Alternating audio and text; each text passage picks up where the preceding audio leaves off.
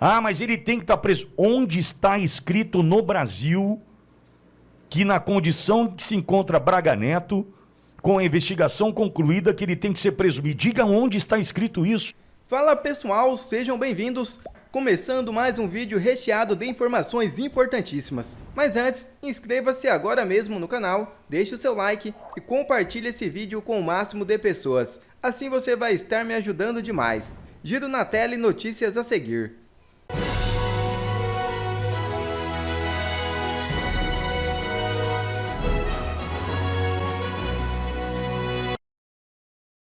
Finalmente surge detalhes da delação de Mauro Cid e a pergunta do delegado Fábio Chor, que levou Braga Neto para a prisão.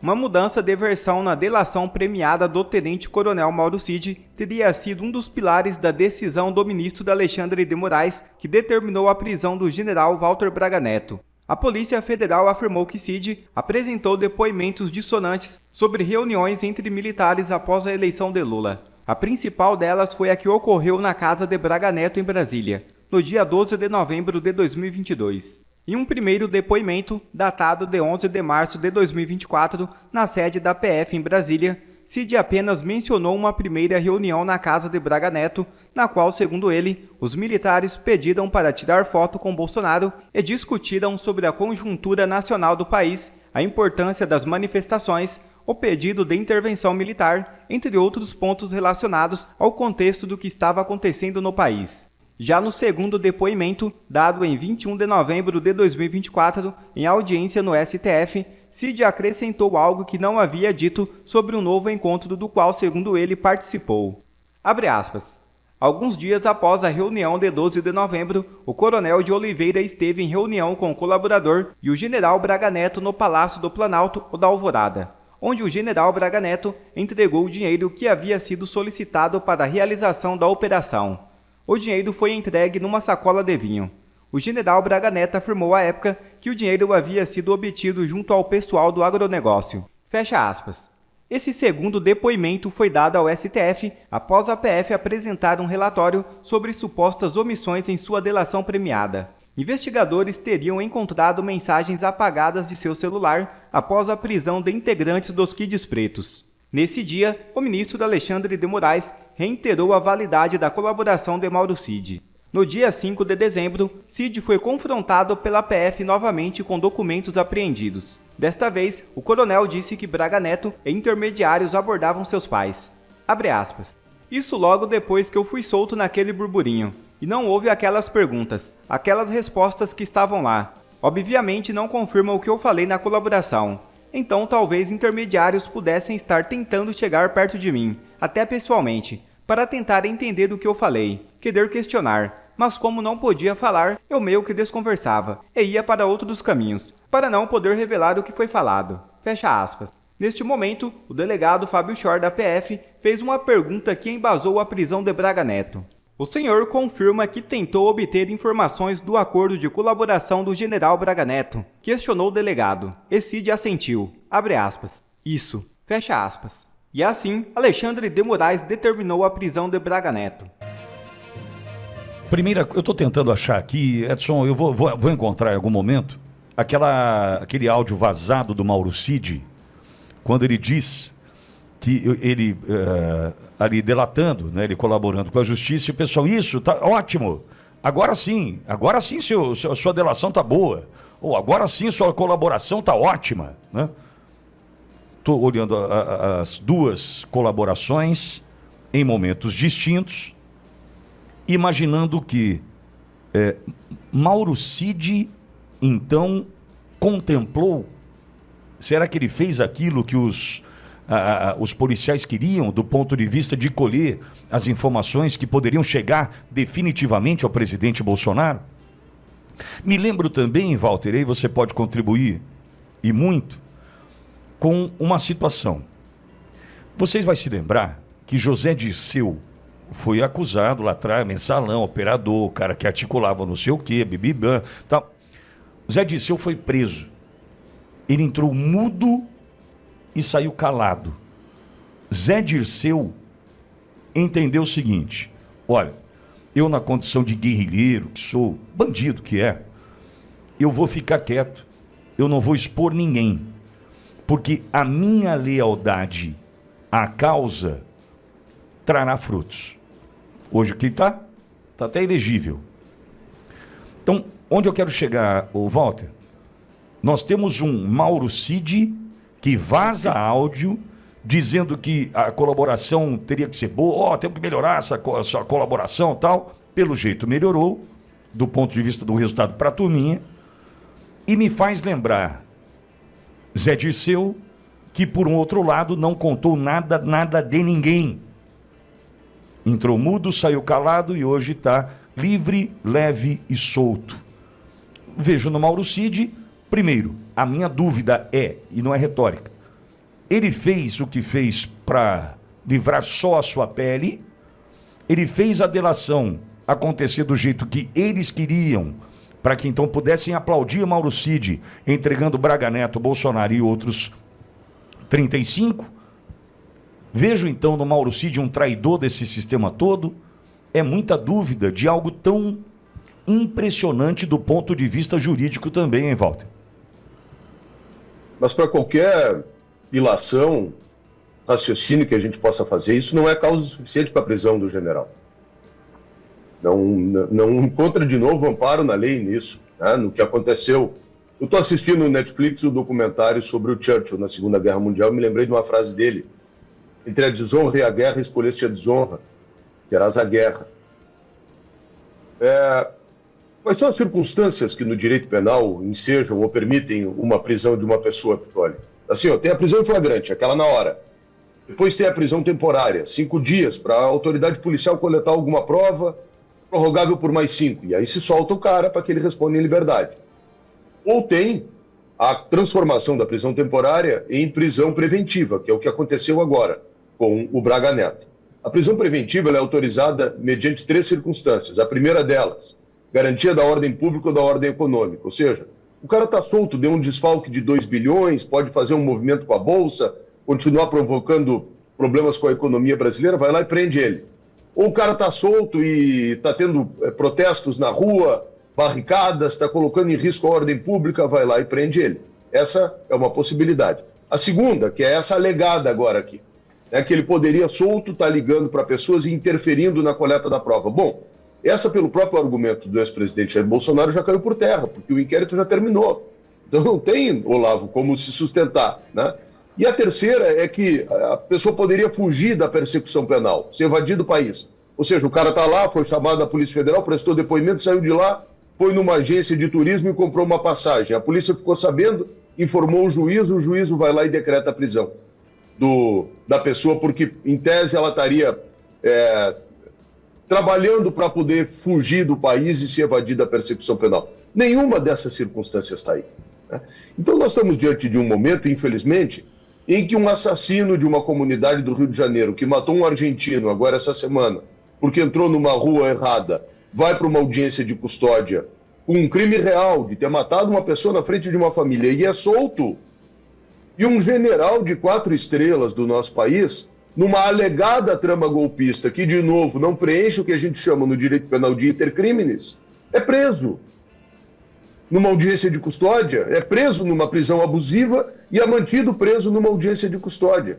Então, essa história entre a desonra e a guerra, escolheste a desonra e terás a guerra. Nós estamos, infelizmente, diante desse aparelhamento, infelizmente, do nosso poder judiciário, se prestando ao que nós estamos vendo, que é absolutamente o arbítrio, se arranja qualquer razão e qualquer desculpa para se cometer as maiores violências, não se tem a quem recorrer.